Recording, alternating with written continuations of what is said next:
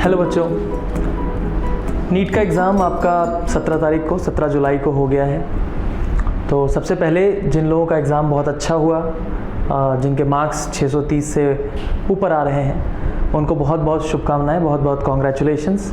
Definitely वो medical college में पहुंच रहे हैं। एक्चुअली 630 नहीं, मुझे ऐसा लगता है कि 595 अबव जिनके मार्क्स हैं उनको सेफ फील करना चाहिए।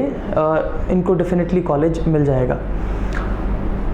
अब बायोलॉजी के केस में इस बार पेपर जो है वो थोड़ा सा ऐसा लोग कह रहे हैं कि टफ आ गया, और टफ ही नहीं बल्कि काफ़ी ज़्यादा कंट्रोवर्शियल भी है। बहुत सारे ऐसे क्वेश्चंस भी हैं जो कि जिसके आंसर्स में अभी भी थोड़ी बहुत कन्फ्यूजन है कि भाई ये होना चाहिए या ये होना चाहिए।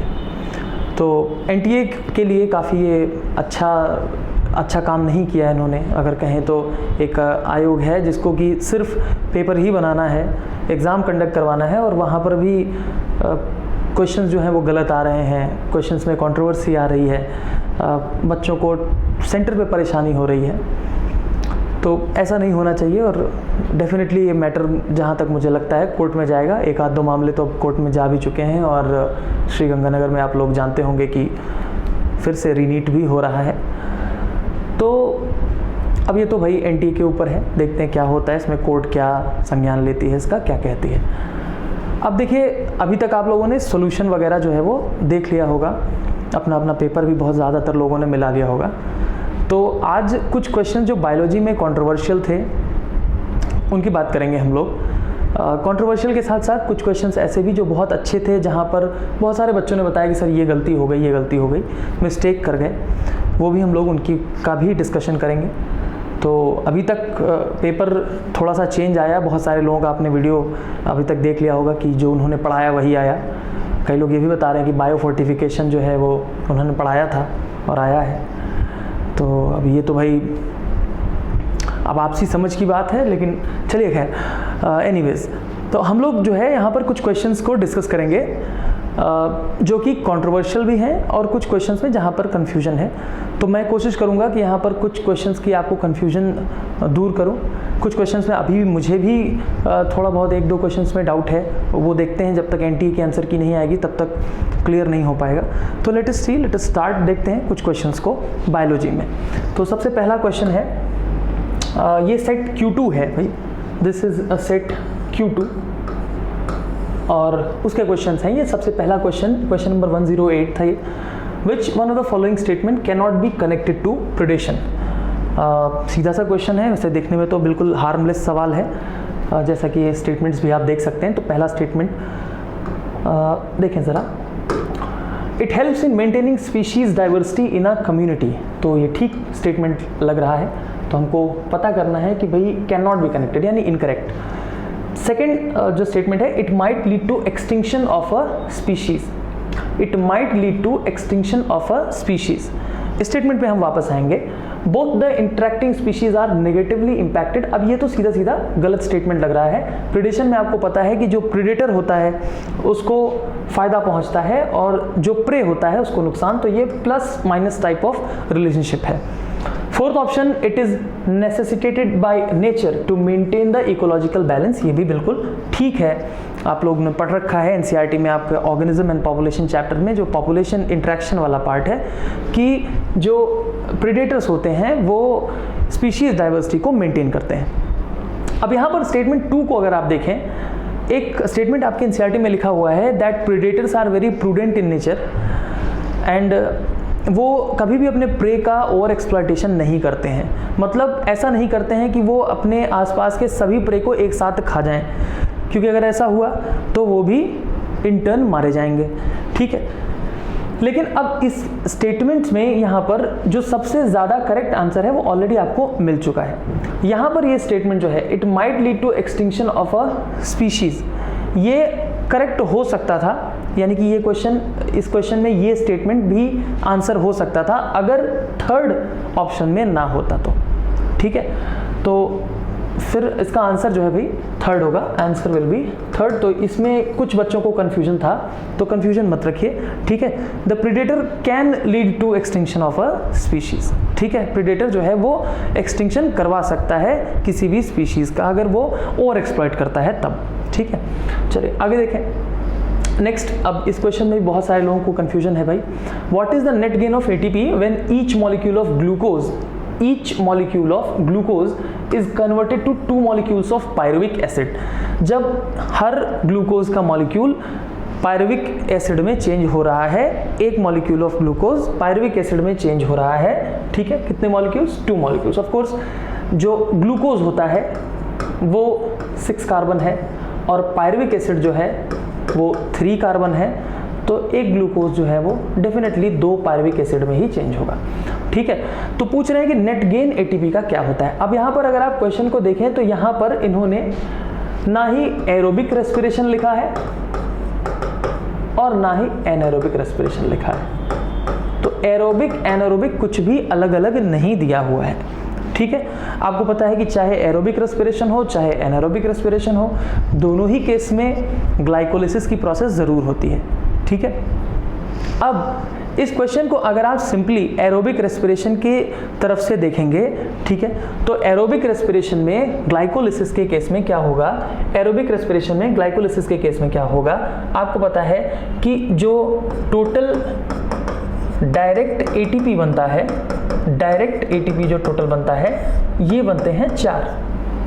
ठीक है, इसके अलावा 2 NADH के मॉलिक्यूल्स बनते हैं और आपको पता है एक NADH के मॉलिक्यूल से 3 ATP आते हैं, तो 2 NADH के मॉलिक्यूल से 6 ATP, यानी कुल ATP बने कितने? 10 ATP और 2 खर्च हो जाते हैं। ठीक है, तो -2, आंसर आ गया 8 आपका ऑप्शन में भी है, 4th ऑप्शन आपका 8 है।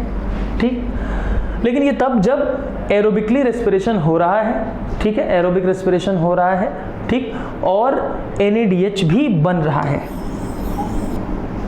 NADH भी बन रहा है तब। ठीक है, अगर NADH नहीं बन रहा है यानी इलेक्ट्रॉन ट्रांसपोर्ट चेन नहीं हो रही है, ठीक है, इलेक्ट्रॉन ट्रांसपोर्ट चेन नहीं हो रही है, तो यहाँ पर नेट गेन एटीपी का कितना आएगा आप देखें कि तो ये 2 NADH वाला पार्ट नहीं रहेगा, डायरेक्ट ATP बनेंगे 4, 2 ATP का खर्च हो जाएगा, तो कितना गेन आ जाएगा भाई? 4 - 2 = 2 हो जाएगा। ठीक है, इलेक्ट्रॉन ट्रांसपोर्ट चेन अगर एरोबिक रेस्पिरेशन नहीं है तो इलेक्ट्रॉन ट्रांसपोर्ट चेन नहीं चलेगी, तो NADH से ATP नहीं बनने वाला है।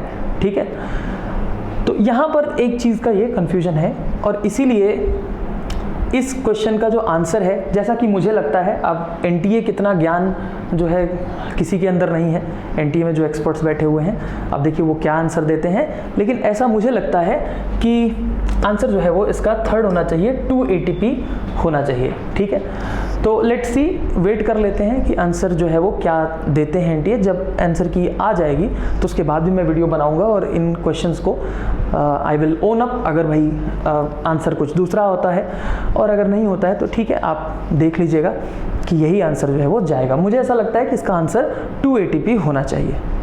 चलिए आगे बढ़ते हैं। Question number 123। अब इस क्वेश्चन को मैंने इसलिए शामिल किया है कि अगेन यहाँ पर सारी स्टेटमेंट पढ़ने के बाद सारे स्टेटमेंट जो हैं वो सही दिखाई देते हैं। देखें ज़रा, इन roots xylem and phloem in a vascular bundle are arranged in an alternate manner along the different radii। ठीक है, ये स्टेटमेंट बिल्कुल सही है। ठीक है, रूट्स में रेडियल कंडीशन पाई जाती है जिसमें कि जाइलम और फ्लोएम ऑल्टरनेट मैनर में अरेंज होते हैं, तो radial condition, this is correct. Second option, conjoint closed vascular bundle do not possess cambium. तो मैं बताता हूं भाई कि हमेशा याद रखिए, क्लोज्ड का मतलब क्लोज्ड फॉर सेकेंडरी ग्रोथ, और अगर if it is closed for secondary growth that means कि उसमें कैम्बियम नहीं होगा, तो ये स्टेटमेंट क्या हो जाएगा? सही हो जाएगा। इन ओपन वैस्कुलर बंडल, तो अगेन ओपन, तो ओपन फॉर सेकेंडरी ग्रोथ। ठीक है, open vascular bundle, cambium is present between xylem and phloem, this is again correct. D statement, the vascular bundles of dicot stem possess enlarged protoxylem, ये भी बिल्कुल सही है। Last statement, in monocot root usually there are more than 6 xylem bundles present, ये भी statement बिल्कुल सही है। यानी ABCDE सारे के सारे स्टेटमेंट्स जो हैं वो सही हैं। अगर आप ऑप्शंस देखेंगे तो कोई भी ऑप्शन ऐसा नहीं है जो कि इसको मैच कर रहा हो कि सारे ऑप्शन करेक्ट हैं। तो अब इस केस में ध्यान रखिएगा, चूंकि कोई भी आंसर सही नहीं है, इसलिए चाहे आपने इस क्वेश्चन को अटेम्प्ट किया हो चाहे ना किया हो, आप सभी को बोनस मार्क मिलने चाहिए, जैसा कि एनटीए का रूल है। ठीक है, चलिए तो 123 this is a bonus question. अब आपके सेट में ये जब भी जहां भी रहा हो उसको आप लोग देख लीजिएगा। आगे बढ़ते हैं। Question number 124, which one of the following is not true regarding the release of energy during ATP synthesis through chemiosmosis. ठीक है, तो ये क्वेश्चन में कोई कंट्रोवर्सी नहीं है, ये क्वेश्चन बहुत अच्छा क्वेश्चन है। ठीक है, जिसने भी एनसीईआरटी को ठीक से पढ़ा होगा वो इस क्वेश्चन को बिल्कुल सही करके आया होगा। ठीक है, तो अब ये किसके नोट्स से आया है डायरेक्टली, ये तो आप लोग खुद ढूंढें। खैर, break down of proton gradient, तो ये बिल्कुल सही है। केमिओस्मोसिस में एटीपी का फॉर्मेशन प्रोटॉन ग्रेडियंट के टूटने की वजह से ही होता है। ठीक है, जब प्रोटॉन्स थाइलाकॉइड के ल्यूमेन से क्रॉस होकर स्ट्रोमा में जाते हैं तो F0F1 पार्टिकल में जो एटीपेज एंजाइम है वो एटीपी का निर्माण करता है, यानी एटीपी बनाता है। ठीक, तो ये सही है। Second is breakdown of electron gradient. ठीक है, ये मुझे सही नहीं लग रहा है कि यहाँ कोई इलेक्ट्रॉन ग्रेडियंट का कोई ब्रेकडाउन नहीं होता है, तो पूछा था नॉट ट्रू, तो ये आंसर हो जाएगा, आंसर शुड बी सेकेंड। अब यहाँ कंफ्यूजन था कुछ लोगों को फोर्थ में, देखेंगे पहले। Movement of protons across the membrane to the stroma, ये होता है बिल्कुल। Reduction of NADP to NADPH2 on the stroma side of the membrane. अब अगर आप केमिओस्मोटिक हाइपोथेसिस को NCERT में पढ़ेंगे तो आपको पता चलेगा कि दो चीज़ें हो रही हैं। एक तो ये कि जो थाइलाकॉइड का ल्यूमेन है इसमें H+ आयंस क्या हो रहे हैं, बढ़ रहे हैं। ठीक है, और इसके अलावा बाकी का जो स्ट्रोमा है उसमें में से H+ आयंस कम हो रहे हैं, तब जाकर कहीं कोई ग्रेडियंट बन रहा है। यहाँ ज़्यादा यहाँ कम, तो क्या हो जाएगा, ग्रेडियंट बन जाएगा, यानी H+ आयंस अंदर से बाहर की तरफ आना चाहेंगे। ठीक है, तो H+ आयंस के कम होने का एक तरीका ये भी है कि NADPH2 में रिड्यूस होता है। ठीक है, तो एक तरीका ये है जिसमें H+ आयन इधर से इधर तो नहीं गया है, लेकिन ये यहीं पर यूज अप हो जा रहा है, तो इसलिए इस तरफ H+ आयन क्या हो जा रहा है, कम हो जा रहा है। ठीक है, so this is also related to the ATP synthesis during chemiosmosis, तो आंसर जो है इसका हो जाएगा second, breakdown of electron gradient. ठीक है, आगे बढ़ते हैं। Question number 125, cleistogamous flowers are invariably autogamous, so this is correct statement. ठीक है, क्लिस्टोगेमस फ्लावर्स जो होते हैं वो बिल्कुल ऑटोगेमस ही होते हैं और कोई भी प्रकार की गैमी का इनमें पॉसिबिलिटी नहीं होती, क्योंकि ये क्लोज्ड होते हैं, बंद हैं। Statement 2, cleistogamy is disadvantageous as there is no chances for cross pollination. अब देखिए यहाँ पर स्टेटमेंट जो है सेकेंड, जब आप देखेंगे पॉलिनेशन के लेवल पर, जब आप पॉलिनेशन के लेवल पर देखेंगे तो क्लिस्टोगेमी तो फायदेमंद है। क्यों? क्योंकि भाई पॉलिनेशन पक्का होगा। ठीक है, फ्लावर बंद रहेगा तो पॉलिनेशन 100% हो जाएगा, भले ही वो ऑटोगेमी हो।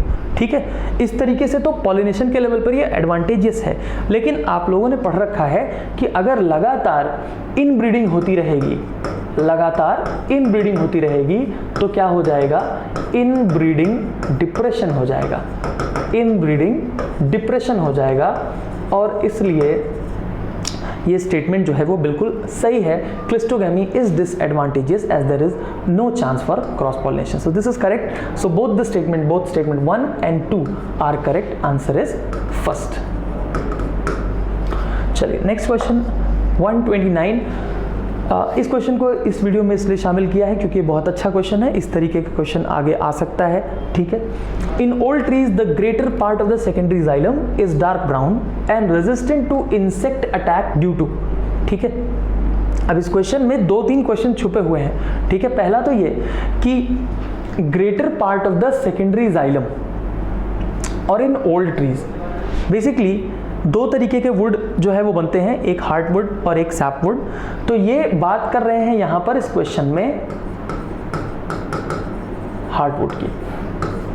ठीक है, और जैसा कि आप लोग जानते हैं कि हार्डवुड जो होता है वो डार्क ब्राउन कलर होता है। Hardwood is resistant to insect attack, तो पूछा जा रहा है कि ऐसा क्यों है कि वो रेजिस्टेंट होता है इंसेक्ट अटैक को।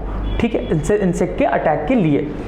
तो option A, secretion of secondary metabolites and their deposition in the lumen of the vessel and deposition of organic compounds like tannins and resins in the central layers of the stem. तो पहले दोनों जो options हैं ये बिल्कुल ठीक हैं। इन्हीं दोनों की वजह से heartwood is resistant to insect attacks. ठीक है, तो first and second is correct. Let us see the other options. Deposition of suberin and aromatic substances in the outer layer of the stem. अब देखिए outer layer of the stem में sapwood होता है, ठीक, तो इस क्वेश्चन के लिए ये सही नहीं है। Deposition of tannins, gums, resins and aromatic substances in the peripheral layers of the stem. वही सेम बात है फिर से अगेन, पेरिफेरल लेयर्स का मतलब है बाहर की लेयर्स, तो ये भी ऑप्शन जो है वो गलत हो जाता है। डिपोजिशन तो होता है, बिल्कुल सही है, लेकिन वो पेरिफेरल लेयर्स में नहीं होता है बल्कि सेंट्रल लेयर्स में होता है। Presence of parenchyma cells, functionally active xylem elements and essential oils. तो अगेन फंक्शनली एक्टिव जाइलम जो है वो हार्टवुड पार्ट में नहीं बल्कि सैपवुड पार्ट में पाया जाता है, ये भी करेक्ट नहीं है। तो और ये ऐसे भी स्टेटमेंट करेक्ट नहीं है, और दूसरी चीज इस क्वेश्चन के अकॉर्डिंग करेक्ट नहीं है। ये पूछा है यहाँ पर कि जो सेकेंडरी जाइलम है, greater part of secondary xylem, वो इंसेक्ट रेजिस्टेंस क्यों शो करता है। ठीक है, तो इससे इसके लिहाज से फर्स्ट ऑप्शन जो है वो करेक्ट हो रहा है, ए और बी ओनली। तो आंसर इज 1। चलिए नेक्स्ट क्वेश्चन नंबर 132। इस क्वेश्चन को देख लीजिए, कुछ महानुभावों ने इसका उत्तर जो है वो गलत भी बताया है। ठीक है, तो आप लोग अपने आप से चेक कर लीजिएगा यूट्यूब पर। The process of translation of mRNA to protein begins as soon as. पूछ रहे हैं कि ट्रांसलेशन का प्रोसेस कब जो है वो शुरू होता है, और ये क्वेश्चन पहले भी आया हुआ है। ठीक है, एक दो बार आ चुका है। अब देखें, पहला ऑप्शन है द स्मॉल सब unit of ribosome encounters mRNA। पहला ऑप्शन अपने आप में बिल्कुल ठीक है। ठीक है कि स्मॉल सब यूनिट राइबोसोम की जब mRNA से मिलती है तो mRNA का ट्रांसलेशन का जो प्रोसेस है वो स्टार्ट हो जाता है। आगे के ऑप्शंस देख लें जरा। The largest subunit of the ribosome encounters mRNA, ये सही नहीं है। Both the subunit join together to bind with mRNA, ऐसा नहीं है भाई, एक साथ दोनों ज्वाइन होकर नहीं mRNA से जुड़ते हैं, तो ये गलत है। चौथा ऑप्शन जो है इसमें कई लोग कंफ्यूज हुए और बहुत सारे लोग इसी का आंसर फोर्थ ही बता रहे हैं। ठीक है, the tRNA is activated and the larger सब unit of the ribosome encounters mRNA। tRNA जो है वो एक्टिवेट होता है and the largest subunit of ribosome encounters mRNA। अब इस वाले क्वेश्चन में इतना पार्ट ठीक है, पहले स्टेप में बिल्कुल सही है कि tRNA एक्टिवेट होता है, ठीक है, या जिसे एमिनो एसाइलेशन या चार्जिंग ऑफ tRNA कहते हैं, वो बिल्कुल पार्ट ठीक है। लेकिन जो दूसरा पार्ट है largest subunit of ribosome encounters mRNA, ये पार्ट गलत है, ये पार्ट ठीक नहीं है। तो इसलिए ये ऑप्शन जो है वो क्या हो जाता है, इनकरेक्ट हो जाता है। फर्स्ट आंसर ही सही होगा। अगर ये होता कि the tRNA is activated and the smaller सब unit of ribosome encounters mRNA, smaller सब यूनिट, तो ये ऑप्शन ज्यादा सही होता, फोर्थ आंसर जाता है इसका। तो आंसर है यहाँ पर 1। ठीक है, द स्मॉल सब unit of ribosome encounters mRNA। चलिए आगे बढ़ते हैं।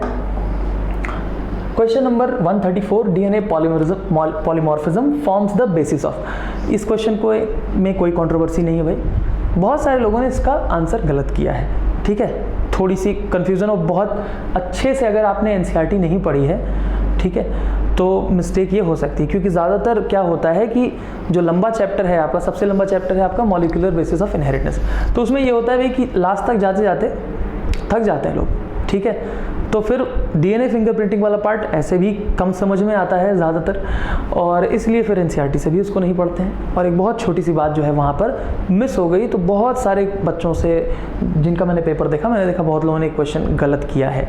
ठीक है, तो जिन्होंने सही किया है वेल डन, बिल्कुल बहुत आसान क्वेश्चन है, कुछ भी नहीं है। DNA polymorphism forms the basis of, पहला ऑप्शन है जेनेटिक मैपिंग, दूसरा है डीएनए फिंगरप्रिंटिंग, और तीसरा है both genetic mapping and DNA fingerprinting. बिल्कुल थर्ड आंसर जो है वो करेक्ट है। ठीक है, डीएनए फिंगरप्रिंटिंग जहाँ पर एनसीईआरटी में आपके लिखा हुआ है वहाँ पर उस पैराग्राफ को पढ़ेंगे आप, तो सबसे नीचे वाला जो पैराग्राफ है उसकी स्टार्टिंग की लाइन में आपको ये लाइन मिल जाएगी। ठीक है, सो आंसर इज थर्ड। आगे देखें, क्वेश्चन नंबर 155, ये इस पेपर का सबसे अच्छा क्वेश्चन था। अब बहुत सारे लोगों ने शायद इसका भी क्लेम किया हो कि ये हमारे नोट से आया है या हमारे स्टडी मटेरियल से आया है या हमने पढ़ाया है, लेकिन इस बात में कितनी सच्चाई है जो लोग पढ़ रहे थे वो खुद भी जानते होंगे। ठीक है, तो एक अच्छा, सबसे अच्छा क्वेश्चन था ये इस पेपर का, और मेरा ये एडवाइस था कि इस क्वेश्चन को छोड़ देना चाहिए था।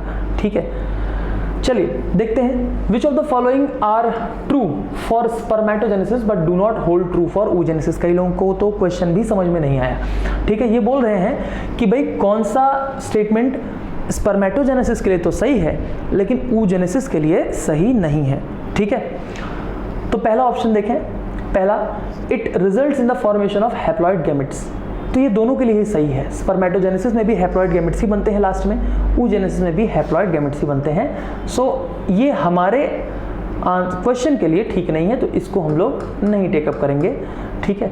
अब आप यहाँ पर देख भी सकते हैं कि कोई भी ऑप्शन में ए जो है वो नहीं दिया हुआ है, ठीक है। यानी कोई भी ऑप्शन में ऐसा नहीं है, ये मान के नहीं रखा है कि formation of haploid gametes spermatogenesis के लिए सही है और oogenesis के लिए सही नहीं है, ठीक है। आगे देखें, differentiation of gamete occurs after the completion of meiosis, ठीक है। ये बहुत ही अच्छा ऑब्जर्वेशन है, ठीक है। ऑप्शन बी या सॉरी स्टेटमेंट बी ये बोल रहे हैं डिफरेंशिएशन ऑफ गैमेट मियोसिस के कंप्लीट होने के बाद होता है। स्पर्मेटोजेनेसिस के लिए अगर आप देखेंगे तो स्पर्मेटोजेनेसिस में मियोसिस कंप्लीट होने के बाद फॉर्म होता है स्पर्मेटिड, ठीक है। और इसके बाद इसमें डिफरेंशिएशन होता है, ठीक है। और क्या बनते हैं, स्पर्म, और इस प्रोसेस को बोलते हैं हम spermiogenesis. This process is called as spermiogenesis. Spermatids जो हैं ये ऐसे गोल गोल होते हैं, राउंड राउंड होते हैं, ठीक है। और स्पर्म जो है वो टेल्ड स्ट्रक्चर्स होते हैं, ठीक। तो कुछ डिफरेंशिएशन जो है वो होता है मियोसिस के बाद भी। लेकिन oogenesis को अगर आप देखेंगे तो oogenesis में ऐसा नहीं होता है। oogenesis में जब स्पर्म ओवम को फ्यूज कर देता है उसी के साथ ही मियोसिस 2 कंप्लीट हो जाता है और उसी के साथ ही वो डिफरेंशिएट भी हो जाता है। यानी कि मियोसिस कंप्लीट होने के बाद कोई डिफरेंशिएशन की प्रोसेस नहीं होती है। So this option is correct for our question, तो ये सही मानेंगे। यानी ये स्टेटमेंट स्पर्मेटोजेनेसिस के लिए तो ट्रू होल्ड करती है लेकिन oogenesis के लिए ट्रू होल्ड नहीं करती है। C, meiosis occurs continuously in a mitotically dividing stem cell population. Now C is again a very good statement। एक चीज़ आप लोग ने बार बार पढ़ी होगी, बहुत अच्छे से जानते होंगे कि स्पर्मेटोजेनेसिस जो है वो लाइफ टाइम चलती है लेकिन oogenesis जो है वो लाइफ टाइम नहीं चलती है। जितने भी प्राइमरी फॉलिकल्स को फॉर्म होना रहता है वो फीटल लाइफ में ही फॉर्म हो जाते हैं और उसके बाद उन्हीं का ही फर्दर डीजनरेशन होता रहता है। हर मंथ जो है वो कुछ 6 से 11 फॉलिकल्स जो हैं प्राइमरी फॉलिकल्स बनना शुरू होते हैं हर मंथ, ठीक। और फिर वो 6 से 11 फॉलिकल्स लास्ट में एक ग्रेफिन फॉलिकल बनाते हैं जिसके अंदर oocyte बनता है और फाइनली वो ग्रेफिन फॉलिकल डीजनरेट हो जाता है, ठीक है। इस तरीके से प्यूबर्टी से लेकर मेनोपॉज तक चलता रहता है, ठीक। एंड आफ्टर दैट कोई भी डिवीजन फर्दर नहीं होता। बेसिकली जो फीमेल है इसके अंदर कोई भी माइटोसिस की प्रोसेस या स्टेम सेल्स में माइटोसिस की प्रोसेस जो है वो आफ्टर बर्थ नहीं होती है, ठीक है। तो ये जो स्टेटमेंट है वो oogenesis के लिए ट्रू होल्ड नहीं करती लेकिन स्पर्मेटोजेनेसिस के लिए ट्रू होल्ड करती है। स्पर्मेटोजेनेसिस में जो आपके गैमेटोजेनेसिस की तीनों जो फेजेस हैं, ठीक है, वो पूरे लाइफ चलती रहती हैं, ठीक है। तो ये स्टेटमेंट स्पर्मेटोजेनेसिस के लिए सही है, oogenesis के लिए सही नहीं है। So this is again correct. D, it is controlled by luteinizing hormone and follicle stimulating hormone secreted by anterior pituitary. दोनों ही स्पर्मेटोजेनेसिस और oogenesis दोनों के लिए सही है, ठीक है। तो कुछ बड़े लोगों ने आप देखेंगे तो इसका आंसर में डी को भी करेक्ट माना हुआ है, ठीक है। तो आप अंदाज़ा लगाएं कि आप कहाँ पढ़ते हैं। It is initiated at puberty, ठीक। It is initiated at puberty, ये स्टेटमेंट अगर आप देखेंगे तो ये स्पर्मेटोजेनेसिस के लिए सही है, ठीक, लेकिन oogenesis के लिए सही नहीं है, ठीक। oogenesis जो है वो फीटल लाइफ में ही स्टार्ट हो जाती है, यानी मियोसिस की प्रोसेस फीटल लाइफ में स्टार्ट हो जाती है। स्पर्मेटोजेनेसिस वाली जो प्रोसेस है उसमें जो मियोसिस है वो स्टार्ट होती है कब, एट प्यूबर्टी। तो it is true for spermatogenesis but not for oogenesis। So this is also correct. तो आपका बी करेक्ट है, सी करेक्ट है और ई करेक्ट है। तो ऑप्शन इसका हो जाएगा फोर्थ, आंसर इज 4। चलिए next question number 157। Fatty acids and glycerols can not be absorbed into the blood. दो स्टेटमेंट दिए हुए हैं, fatty acids and glycerols can not be absorbed into the blood, and statement 2, specialised lymphatic capillaries called lacteals carry chylomicrons into lymphatic vessels and ultimately into the blood. Digestion and absorption में fat के absorption से एक question है, हम सभी लोग जानते हैं, अच्छे से पढ़ रखा है इस बात को, कि फैट्स जो हैं वो जब डिग्रेड होते हैं यानी डाइजेस्ट होते हैं with the help of lipase enzymes तो फैटी एसिड और ग्लिसरॉल बनाते हैं। अब फैटी एसिड और ग्लिसरॉल्स पहले तो आपकी इंटेस्टाइनल म्यूकोसा की जो लाइनिंग है, जो एंटेरोसाइट सेल्स होती हैं, इनके अंदर मिसल्स के फॉर्म में अंदर जाते हैं। फिर यहाँ पर मिसल्स से काइलोमाइक्रॉन्स बनते हैं, ठीक है। इनके ऊपर प्रोटीन की एक कोट चढ़ाई जाती है और फिर ये लैक्टियल्स में एब्जॉर्ब हो जाते हैं। काइलोमाइक्रॉन्स लैक्टियल्स में एब्जॉर्ब हो जाते हैं। अल्टीमेटली लैक्टियल्स जो होती हैं वो लिम्फेटिक कैपिलरीज हैं। आप जानते हैं लिम्फेटिक कैपिलरीज अल्टीमेटली ब्लड में ही ड्रेन करती हैं, ठीक। तो जो एब्जॉर्प्शन की प्रोसेस है वो अल्टीमेटली ब्लड में ही हो जाती है। अब यहाँ पर क्या प्रॉब्लम है, आप देखें statement 1, fatty acid and glycerols can not be absorbed into the blood. अब ये जो स्टेटमेंट है, ये पहला स्टेटमेंट दूसरे स्टेटमेंट का कंट्राडिक्टरी है बेसिकली। आप देखें statement 2, specialised lymphatic capillaries called lacteals carry chylomicrons into lymphatic vessels and ultimately into the blood। तो अल्टीमेटली तो एब्जॉर्प्शन ब्लड में हो ही रहा है, और एब्जॉर्प्शन हो किसका रहा है, फैटी एसिड और ग्लिसरॉल का ही हो रहा है, ठीक है। तो ये स्टेटमेंट 2 तो एकदम बिल्कुल करेक्ट है, ठीक है। स्टेटमेंट 1 में थोड़ा सा अगर चेंज होता तो ये स्टेटमेंट बिल्कुल सही होता, और अभी भी आंसर जो है इसका ज़्यादातर लोग बोथ 1 और 2 करेक्ट बता रहे हैं। मुझे भी ऐसा लगता है कि इसका आंसर बोथ 1 और 2 करेक्ट ही जाना चाहिए, ठीक। लेकिन इसमें थोड़ा सा सुधार की गुंजाइश है। Fatty acid and glycerols can not be absorb into the blood directly लिखा होता तो ये बिल्कुल सही होता, ठीक है। खैर अब देखते हैं इसका एनटी क्या आंसर देता है। फिलहाल के लिए both statement 1 and statement 2 are correct, answer is 1। चलिए आगे देखते हैं हमें क्वेश्चन नंबर 159। इसमें कुछ बड़ी बात नहीं है। स्टेटमेंट क्वेश्चन जो है बिल्कुल सीधा सा है, बस बनाने में थोड़ी दिक्कत हो गई। तो जिन्होंने बनाया है वो अगर ये वीडियो देख रहे हैं, ठीक, तो आपको एक ही काम करना रहता है। एक क्वेश्चन बनाने के लिए दिया गया था आपको, तो ठीक से बनाना चाहिए था। खैर चलिए, in the taxonomic categories which hierarchical arrangement in ascending order is correct. Ascending order में पूछा इन्होंने हायरार्किकल अरेंजमेंट को, तो King Philip cut open 5 green snakes, तो इसके अकॉर्डिंग फर्स्ट ऑप्शन जो है वो करेक्ट है।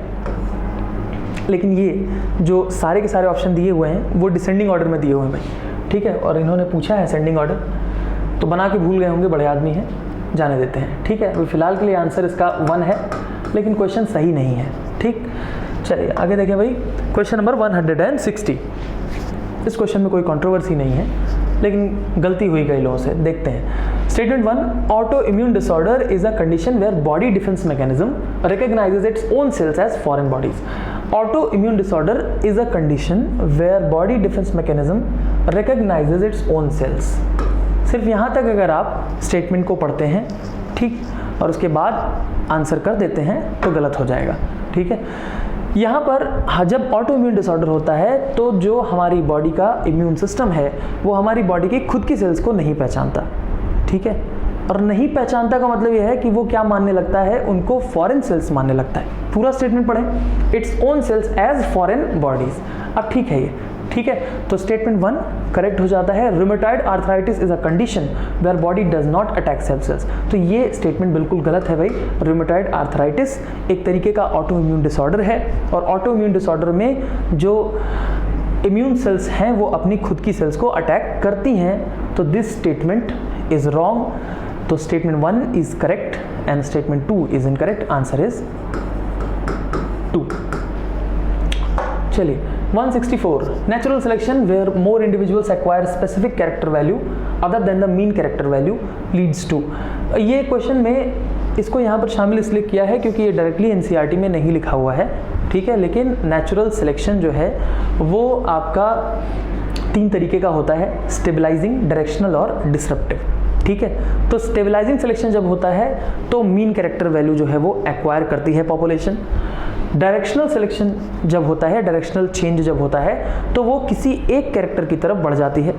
डिसरप्टिव चेंज जब होता है तो मीन से हटकर दो अलग अलग कैरेक्टर्स को सेलेक्ट कर लेती है, ठीक है। तो यहाँ पर पूछ रहे हैं, बोल रहे हैं कि more individuals acquire a specific character, more individuals acquire specific character value. तो specific character value other than the mean character, mean character को छोड़कर स्पेसिफिक कैरेक्टर वैल्यू एक्वायर कर रही है, तो डेफिनेटली ये क्या हो जाएगा, डायरेक्शनल चेंज हो जाएगा। आगे देखिए question number 165, nitrogenous waste is excreted in the form of pellet और पेस्ट। तो इस क्वेश्चन में ये छुपा हुआ है कि भाई नाइट्रोजनस वेस्ट वो कौन सा है जो पेलेट और पेस्ट के फॉर्म में निकलता है, तो ये है भाई आपका यूरिक एसिड।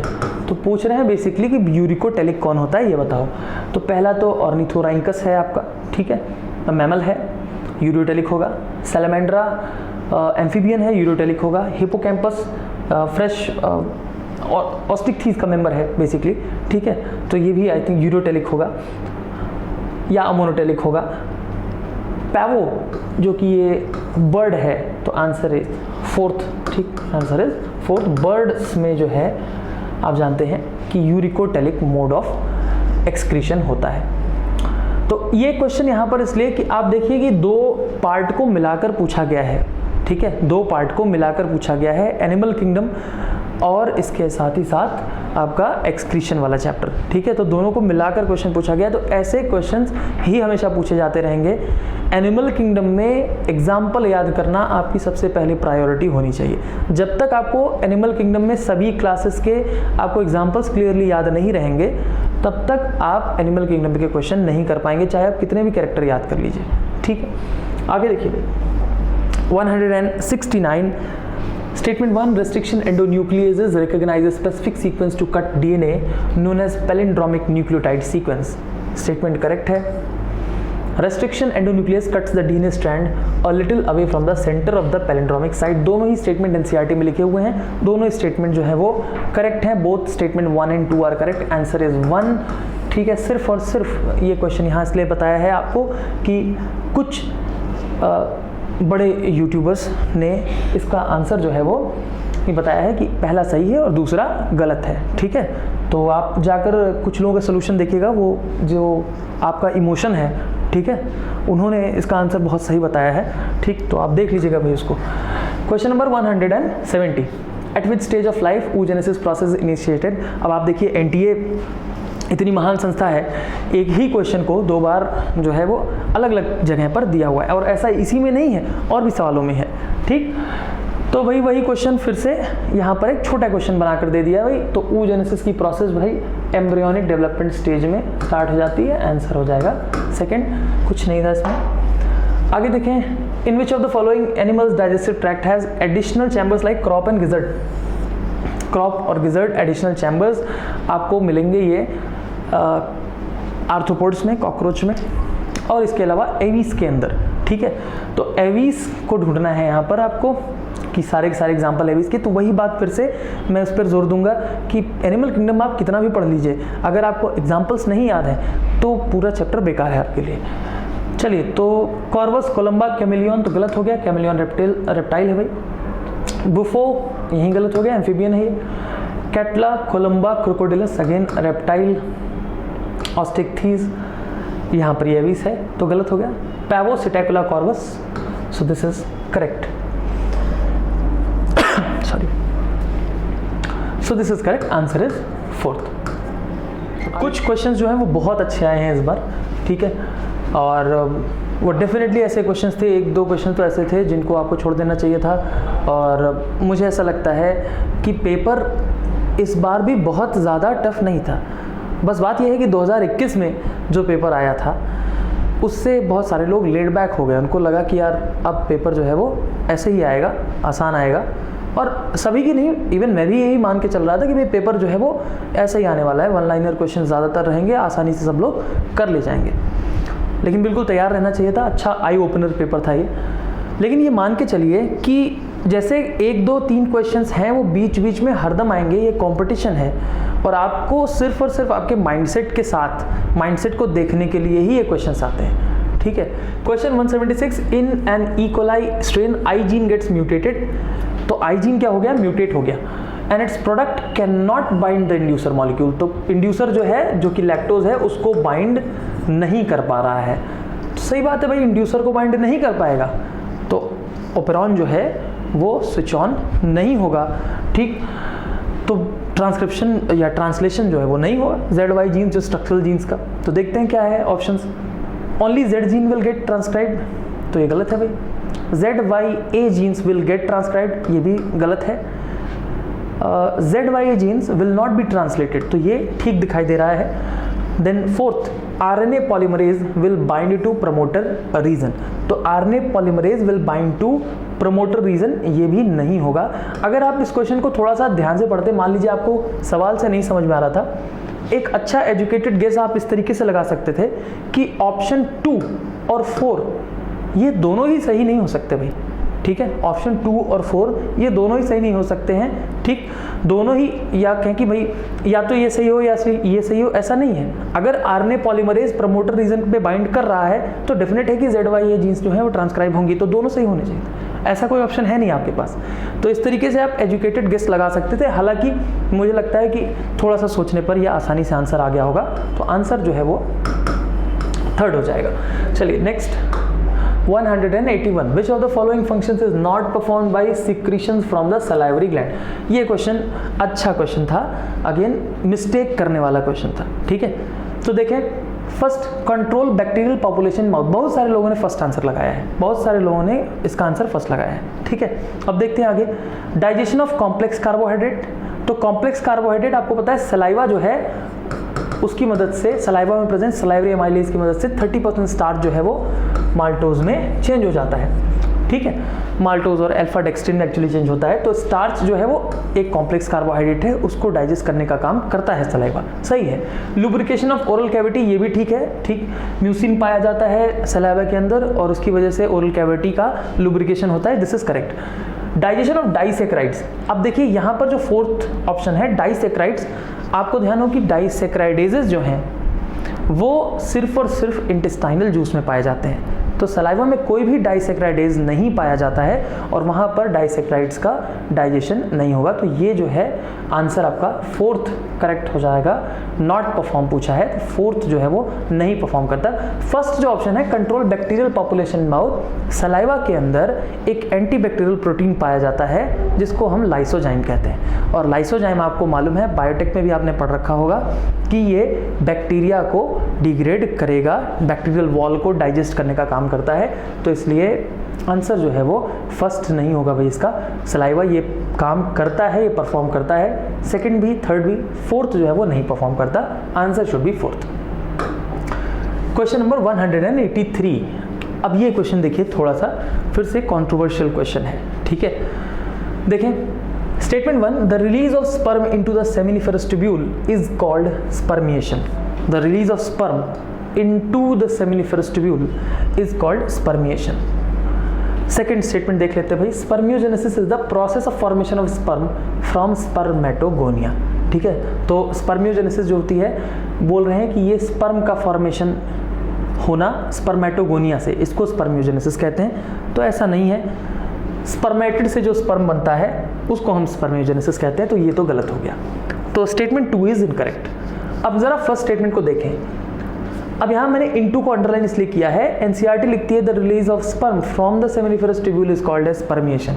एनसीईआरटी के अलावा दुनिया में कोई और किताब नहीं होगी जिसमें कि ये बात लिखी हो, यानी इस तरीके का कोई कंफ्यूजन हो कि भाई फ्रॉम द सेमिनिफरस ट्यूब्यूल है या इनटू द सेमिनिफरस ट्यूब्यूल है। ठीक, दोनों ही चीज़ें स्पर्मिएशन होती हैं। ठीक है, चाहे वो सेमिनिफरस ट्यूब्यूल में रिलीज हो, जब head of the Sertoli cell से रिलीज हो जाता है स्पर्म तो उसी को आप स्पर्मिएशन कहते हैं। ठीक है, तो एनसीईआरटी के अकॉर्डिंग ये स्टेटमेंट गलत है भाई। एनसीईआरटी के अकॉर्डिंग ये स्टेटमेंट गलत है। एनसीईआरटी लिखती है the release of sperm from the seminiferous tubule is called spermiation. According to NCERT this statement is wrong. तो उसके अकॉर्डिंग हो जाएगा बोथ स्टेटमेंट 1 and 2 रॉन्ग। अब एनटीए इसका क्या आंसर देता है वो देखते हैं। मेरे हिसाब से अगर एनसीईआरटी को लेकर चलेंगे तो both 1 and 2 must be wrong.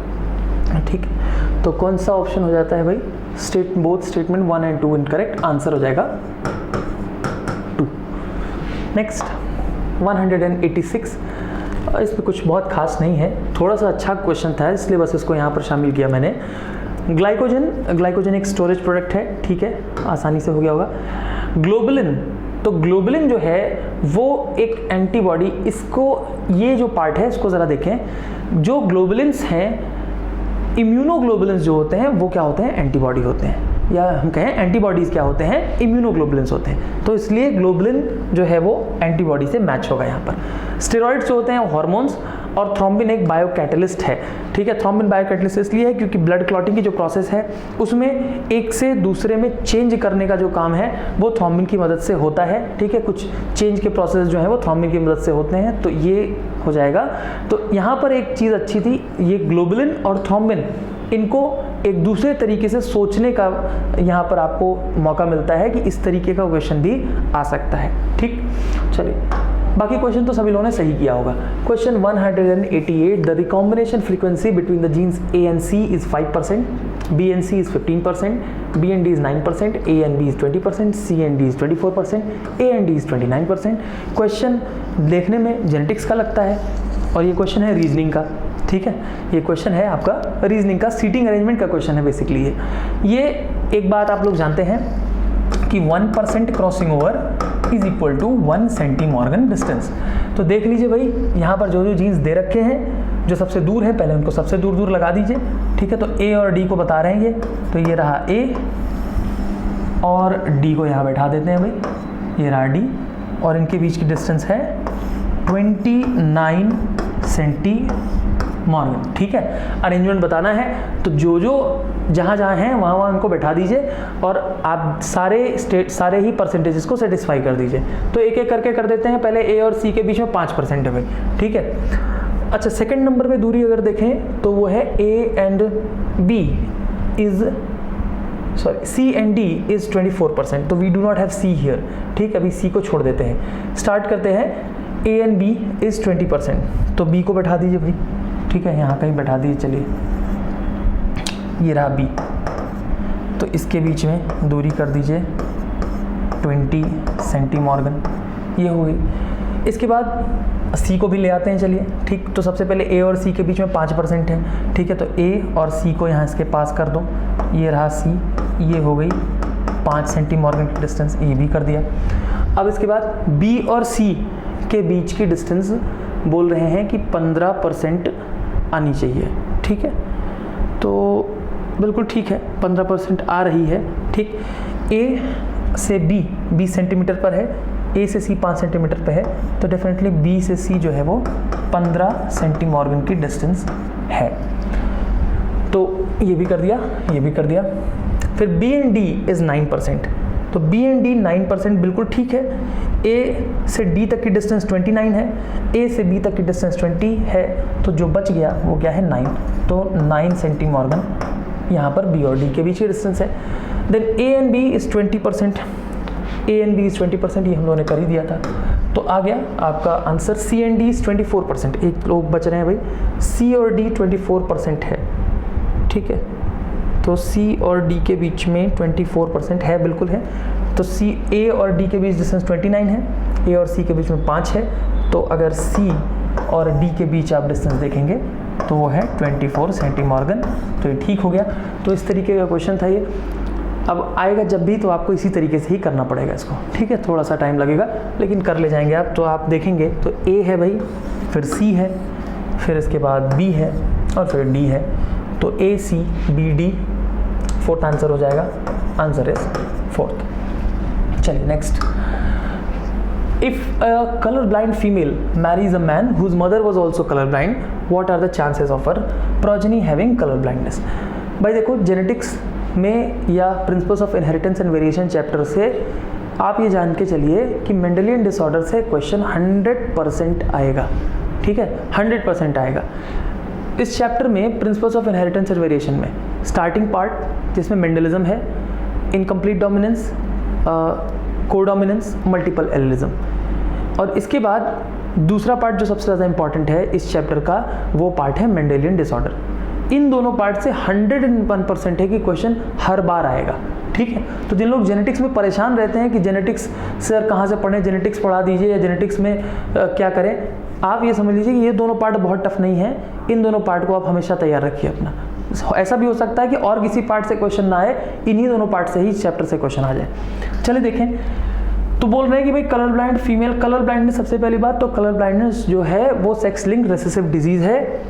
बोल रहे हैं कि फीमेल कैसी है, कलर ब्लाइंड है, तो फीमेल का जीनोटाइप लिख देते हैं भाई, क्रॉस कराना पड़ेगा तो ये होगी।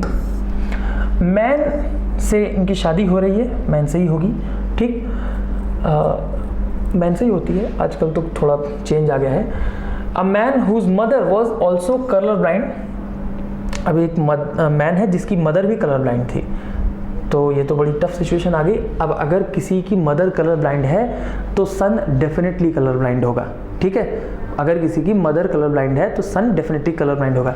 जैसा कि आप यहाँ देख रहे हैं ना, ये लेडी भी तो कलर ब्लाइंड है जिसकी एक आदमी से शादी होने वाली है। अभी आप देखेंगे इस क्रॉस में आगे, चाहे अगर मान लीजिए हम मान के चलें कि भाई इसकी एक नॉर्मल मैन से शादी हो रही है, तभी आप देखेंगे कि क्या होगा, XCX, XCX, XCY और XCY। तो ये यहाँ पर आप देखिए इसके दोनों ही सन क्या आ रहे हैं, इन्फेक्टेड आ रहे हैं या कहीं कलर ब्लाइंड आ रहे हैं, ठीक है। तो यहाँ पर ये बात है कि अगर मदर कलर ब्लाइंड है तो चाहे किसी से भी शादी हो, उसके दोनों बेटे जो हैं, मतलब उसके जितने भी सन प्रोजेनी हैं वो उनमें कलर ब्लाइंडनेस ज़रूर आएगी, ठीक है। तो यही बताना चाह रहे हैं, तो इसलिए बेसिकली ये कह रहे हैं कि इनकी जिससे शादी हो रही है वो व्यक्ति क्या है, जिसकी की माँ कलर ब्लाइंड थी वो व्यक्ति भी कलर ब्लाइंड होगा, इसलिए इसका जीनोटाइप हो गया XCY। अब अगर आप इसको कर देंगे क्रॉस को, तो ये गर्ल चाइल्ड दोनों ही क्या हो गई, इन्फेक्टेड हो गई, और मेल चाइल्ड तो होने ही होने हैं, तो सारे के सारे ही क्या हैं, इन्फेक्टेड हैं। फोर्थ आंसर हो जाएगा 100% प्रोजेनी जो है वो कलर ब्लाइंड है, ठीक। आगे देखिए, हाँ भाई, विच one of the following statement is correct, statement दिया हुआ है, करेक्ट पूछा गया है। एक ऐसा क्वेश्चन है ये जो कि अगर आपने प्रॉपरली क्लास में आपके टीचर ने नहीं समझाया है तो गलत होने के बहुत चांसेस हैं। ये The atrioventricular node AVN generates an action potential to stimulate atrial contraction. So this statement is wrong. ऐसे नोड जो है वो जनरेट करता है action potential. The tricuspid and bicuspid valves open due to pressure exerted by the simultaneous contraction of the atria. चलिए statement पे हम लोग वापस आएंगे, ठीक है।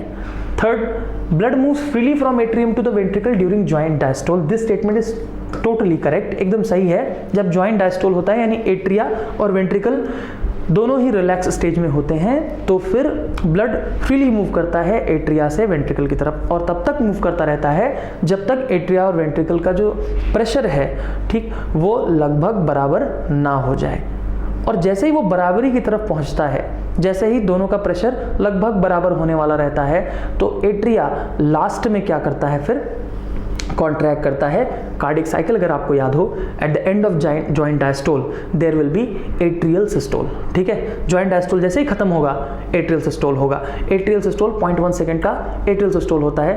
एट्रियल सिस्टोल क्या करता है, बाकी का जो बचा हुआ ब्लड है, ठीक है, ज़्यादातर तो फिलिंग वेंट्रिकल की हो चुकी है, बाकी का जो बचा हुआ ब्लड है वो फोर्स कर देगा किसमें, वेंट्रिकल के अंदर, ठीक है, ओके। अब आप देखें अगर तो सेकंड स्टेटमेंट को एक बार फोर्थ स्टेटमेंट पहले देख लेते हैं, उसके बाद सेकंड पे आएंगे। Increased ventricular pressure causes closing of the semilunar valve. Increased ventricular pressure, अगर वेंट्रिकुलर प्रेशर बढ़ेगा, ठीक है, तो सेमिल्यूनर वॉल्स जो हैं वो क्लोज नहीं होंगे, बल्कि बाइकस्पिड और ट्राइकस्पिड वॉल्स जो हैं वो क्लोज होंगे, ठीक है। अगर आप देखिए जैसे ये हार्ट, ठीक है, तो ये आपके वेंट्रिकल्स हैं, यहाँ पर बाइकस्पिड ट्राइकस्पिड वॉल्व्स हैं, ठीक। जब इनमें प्रेशर इंक्रीज होगा तो ये वॉल्व्स जो हैं वो क्लोज होंगे, जिससे कि बैक फ्लो ना हो। इस क्वेश्चन का मतलब सिर्फ इतना है भाई कि वॉल्व्स जो होते हैं वो back flow of the blood को रोकते हैं, ठीक है। वॉल्व्स जो हैं वो back flow of the blood को रोकते हैं, ठीक। तो बैक फ्लो ना होने पाए इसलिए ये क्लोज होंगे, सेमिल्यूनर वॉल्व्स जो हैं वो क्लोज नहीं होंगे, क्योंकि सेमिल्यूनर वॉल्व्स के थ्रू ही अब क्या होने वाला है, जब इनमें प्रेशर इंक्रीज होगा तो फिर वेंट्रिकल क्या करेगा, सिस्टोल करेगा, और उनमें ब्लड जो है वो फ्लो होने वाला है, ठीक है, या उनके थ्रू ब्लड जो है फ्लो होने वाला है। तो सेकंड स्टेटमेंट की तरफ आ जाएं, tricuspid and bicuspid valves open due to pressure exerted by the simultaneous contraction of the atria. Actually tricuspid और बाइकस्पिड वॉल्स जो हैं वो ओपन रहते हैं, ठीक है, उनको उनके ओपनिंग के लिए यहाँ पर प्रेशर एक्सर्ट करने की ज़रूरत नहीं। अगर ऐसा नहीं होता तो ये थर्ड स्टेटमेंट करेक्ट नहीं हो पाता, ठीक है। थर्ड स्टेटमेंट, भाई जब जॉइंट डायस्टोल है तब तो एट्रिया कॉन्ट्रैक्ट हुआ नहीं, तो फिर एट्रिया से ब्लड फ्रीली मूव कैसे कर रहा है, ठीक है, तो फिर एट्रिया से ब्लड फ्रीली मूव कैसे कर रहा है। ऑलराइट, तो इसको थोड़ा सा अच्छा क्वेश्चन था, ये समझने वाला क्वेश्चन था। आंसर जो है यहाँ पर 3 हो जाएगा। नेक्स्ट क्वेश्चन देखते हैं भाई। 10 E. coli cells with N15 double stranded DNA are incubated in medium containing 14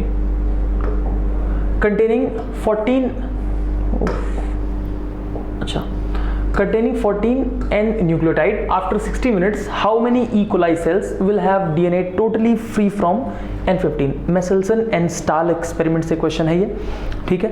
तो देखिए 10 E. coli सेल से स्टार्ट किया है, 60 मिनट में पूछ रहे हैं कि कितने E. coli सेल्स होंगे जिसमें N15 से फ्री हो जाएगा। शुरू N15 से ही किया गया है, ठीक है, यानी ये अगर ऐसी एक सेल है तो आपके पास जो दोनों स्ट्रैंड हैं डीएनए के, दोनों ही N15 है, ठीक है, और ऐसी ऐसी हमारे पास 10 सेल्स हैं, ठीक। और इनको हमने कितने जनरेशन दिए हैं, 3 जनरेशन दिए हैं, यानी ऐसे अगर 10 लोग हैं तो फिर आगे चल के ये 10 से हो जाएंगे कितने, 20, फिर 20 से हो जाएंगे भाई 40, और 40 से हो जाएंगे 80, ठीक है। तो यानी टोटल पूछने 80 सेल्स में से कितनी सेल्स होंगी जिनके पास N15 वाला डीएनए नहीं होगा, ठीक है, will have DNA totally free from N15। तो इन्होंने क्या किया, पहले जनरेशन के बाद N14 डाल दिया, यानी आगे N14 रहेगा। तो अगर पहले जनरेशन को अगर आप देखोगे तो बेसिकली इसमें होता क्या है, semi conservative mode of replication होता है डीएनए का। तो यहाँ पर दोनों ही डीएनए के स्ट्रैंड टेम्पलेट के रूप में काम करेंगे, ठीक है। तो सेकेंड जनरेशन में आपको क्या देखने को मिलेगा, सेकेंड जनरेशन में तो कुछ ऐसा देखने को मिलेगा, N15 और चूंकि N14 इनकॉर्पोरेट किया है तो N14 का एक और N14 का ये, ठीक है। यानी जितने ही डीएनए के मॉलिक्यूल्स बनेंगे फर्स्ट जनरेशन के अंदर इन 20 सेल्स के अंदर, वो सभी के सभी क्या होंगे, हाइब्रिड होंगे। यानी कितने % हाइब्रिड कैरेक्टर होगा, 100% हाइब्रिड कैरेक्टर पाया जाएगा, ठीक है।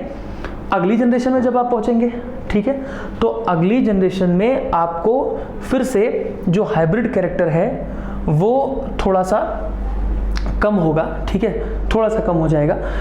अब आप यहाँ पर देखें फिर से नेक्स्ट जनरेशन के अंदर, जैसे इसी से ही अगर हम लोग अंदाज़ा लगाएं तो हमारे पास कितने डीएनए होंगे, मान लीजिए यहाँ पर 2 डीएनए हैं, तो अगली बार हमारे पास मान लीजिए अगले में 4 डीएनए हैं, ठीक है, 4 डीएनए बनेंगे 2 से। तो देखें क्या होगा, ये रहा N15 और ये रहा N15, ठीक है। अब इनके साथ एक N14 और 2 बिल्कुल नए डीएनए बनेंगे जिसमें N14 और N14, जिनके साथ ये और ये टेम्पलेट काम करेगा, ठीक है। तो यहाँ पर आप देख रहे हैं 4 में से 2 डीएनए बिल्कुल N14 है और 2 डीएनए अभी भी हाइब्रिड है। यानी यहाँ पर हाइब्रिड कितना था, 100%, यहाँ पर हाइब्रिड कितने हो गए, 50%, और यहाँ पर प्योर का मतलब N14 वाले, ओनली N14, ये भी हो गए 50%, ठीक है। नेक्स्ट वाले में अगर जाएंगे आप तो नेक्स्ट में देखें, नेक्स्ट में अगेन 4 डीएनए से 8 डीएनए बन रहे हैं। हम एक सेल को लेकर चल रहे हैं, फिर उसका परसेंटेज जो है वो सारी सेल्स में हम लगा देंगे, आंसर आ जाएगा तुरंत ही। 4 से कितने डीएनए बनेंगे, मान लीजिए 8 डीएनए बनने वाले हैं हमारे पास, ठीक है। तो 8 डीएनए में अगेन हमारे पास टेम्पलेट N15 का अभी भी 2 ही है, ठीक है। तो 8 डीएनए में से आप देखोगे कि हमारे पास 2 डीएनए कैसे होंगे, हाइब्रिड होंगे, और 6 डीएनए क्या होंगे, प्योर होंगे। यानी 8 में से कितने प्योर होंगे भाई, 6, यानी कितना परसेंट हो गया भाई, 75% प्योर, और हाइब्रिड का परसेंटेज 25%। तो अगर तीसरी जनरेशन पर जाकर हमारे पास 75% प्योर डीएनए मिलता है, 25% हाइब्रिड डीएनए रहता है, तो 80 सेल्स में अगर इसी को आप लगाएंगे तो 80 में से 60 सेल्स 75% प्योर होंगी और 25 20% यानी 20 सेल्स क्या हो जाएंगी ऐसी जिनके अंदर अभी भी हाइब्रिड डीएनए पाया जाएगा। तो आंसर जो है वो आपका 60 हो जाएगा। तो थोड़ा सा बस क्वेश्चन बढ़ा दिया गया है और कुछ भी नहीं, बाकी ऐसे क्वेश्चन बार बार आते रहे हैं। चलिए नेक्स्ट क्वेश्चन 197, तो काफ़ी अच्छा क्वेश्चन है ये, ठीक है। और देखिए इसका आंसर क्या देते हैं, लेकिन बहुत अच्छा क्वेश्चन है ये। जैसा कि आपका ह्यूमन रिप्रोडक्शन वाला क्वेश्चन था, oogenesis स्पर्मेटोजेनेसिस, बिल्कुल वैसा ही क्वेश्चन पूछा गया। Which statement is are correct about genetically engineered insulin. अब सारे स्टेटमेंट पढ़ें। Prohormone insulin contain extra stretch of C peptide, सही स्टेटमेंट है। A peptide and B peptide chains of insulin were produced separately in E. coli, extracted and combined by creating disulfide bond between them, ये statement भी सही है। Insulin used for treating diabetes was extracted from cattle and pigs, correct। Pro hormone insulin needs to be processed for converting into a mature and functional hormone, ये भी सही है। Some patients develop allergic reaction to the foreign insulin, ये भी सही है। सारे statement सही दिख रहे हैं भाई, यहाँ पर ऐसा कोई आंसर नहीं है। फिर से क्वेश्चन को पढ़िए। ये पूछ रहे हैं correct about genetically engineered insulin. अब आप फिर से सारे स्टेटमेंट को पढ़ेंगे तो यहाँ पर आपको सिर्फ और सिर्फ एक ही स्टेटमेंट मिलेगा जो जेनेटिकली इंजीनियर्ड इंसुलिन के लिए सही है, और वो है बी। ए पेप्टाइड बी पेप्टाइड चेन्स को अलग अलग प्रोड्यूस किया गया, उनको एक्सट्रैक्ट किया गया और फिर उनके बीच में डाइसल्फाइड बॉन्ड्स बनाकर उनको जोड़ दिया गया। बाकी सारे स्टेटमेंट भी सही हैं, लेकिन वो इंसुलिन हार्मोन के लिए सही हैं, वो जेनेटिकली इंजीनियर्ड इंसुलिन के लिए सही नहीं है। तो आंसर हो जाएगा इसका सेकंड, बी ओनली, ठीक है। Next question number 199 Q2 set के अंदर, which of the following are not the effects of parathyroid hormone. कोई कंट्रोवर्सी नहीं है इस क्वेश्चन में, लेकिन आप देखिए कि ये बहुत ही अच्छा क्वेश्चन आया था। ऐसा क्वेश्चन आपको ये दिखाता है कि आगे के नीट के एग्जाम में आप ऐसे हार्मोन्स पर ज़्यादा ध्यान दीजिए जिनके मल्टीपल इफेक्ट्स होते हैं, ठीक है। जैसे एक सबसे इंपॉर्टेंट हार्मोन, ऐसा मुझे लगता है कि इस बार पैराथायरॉयड पूछा था, नेक्स्ट ईयर हो सकता है आपसे कॉर्टिसोल पूछ ले, ठीक है। तो फिलहाल इस क्वेश्चन को देख लेते हैं। Which of the following are not the effects of parathyroid hormone. Not the effect बोल रहे हैं। पैराथायरॉयड हार्मोन एक सिंपली ये हाइपर कैल्सियमिक हार्मोन होता है, यानी ब्लड में क्या करता है, कैल्शियम को बढ़ाता है, ब्लड कैल्शियम इंक्रीज करने का काम करता है। देखें क्या कर रहा है, stimulate the process of bone resorption, बिल्कुल सही है। बोन को रिजॉर्व करवाता है और वहीं से कैल्शियम, क्योंकि कैल्शियम जो होती है, बोन जो होता है वो कैल्शियम और फास्फोरस या फॉस्फेट का रिजर्वायर होता है, तो बोन रिजॉर्व होगी तो फिर ब्लड में कैल्शियम का लेवल बढ़ेगा। Decrease calcium level in blood, गलत हो गया। Reabsorption of calcium by renal tubules, सही है, यहां से रीअब्जॉर्ब करेगा तो फिर ब्लड में बढ़ेगा। Decrease the absorption of calcium from digested food, ये गलत है भाई। डाइजेस्टेड फूड से कैल्शियम का एब्जॉर्प्शन बढ़ाता है पैराथायरॉयड हार्मोन, जिससे वो ब्लड में कैल्शियम को बढ़ा सके। इंक्रीजेस मेटाबॉलिज्म कार्बोहाइड्रेट, इससे रिलेटेड ही नहीं है। तो बी, डी और ई ये तीनों पैराथायरॉयड हार्मोन के इफेक्ट नहीं है। आंसर हो जाएगा B, D and E. Answer should be second, ठीक है। तो कुछ क्वेश्चन थे ये आपके सामने जो कि ऐसे थे जिनमें कि आप शायद आपने गलत किया हो, या कुछ जगहों पर मुझे ऐसा लगता है एनटीए को भी सुधार करने की आवश्यकता है। कुछ जगहों पर आप परेशान होंगे कि भाई कहाँ बोनस मार्क्स मिलेंगे या नहीं मिलेंगे, वो मैंने आपको बता दिया है। तो आप देखिए बायोलॉजी में आपको सिर्फ अपना पढ़ने का थोड़ा सा तरीका बदलना है। किसी भी मॉड्यूल से, किसी भी स्टडी मटेरियल से क्वेश्चन नहीं आया तो इसलिए अपने लिए आप एक्स्ट्रा मटेरियल कलेक्ट करना बंद कर दीजिए। आप सिर्फ और सिर्फ एनसीईआरटी को ही अच्छे से पढ़िए, ठीक, और टेस्ट सीरीज़ बिल्कुल करिए, ठीक है, और टेस्ट ज़्यादा से ज़्यादा दीजिए, कभी टेस्ट को स्किप मत करिए। बहुत सारे लोग जिन्होंने मॉक टेस्ट स्किप किए होंगे उनका भी मार्क्स 69 से 75-76 तक रह गया होगा। ऑलराइट, चलिए ऑल द बेस्ट, मिलते हैं फिर अगले वीडियो में।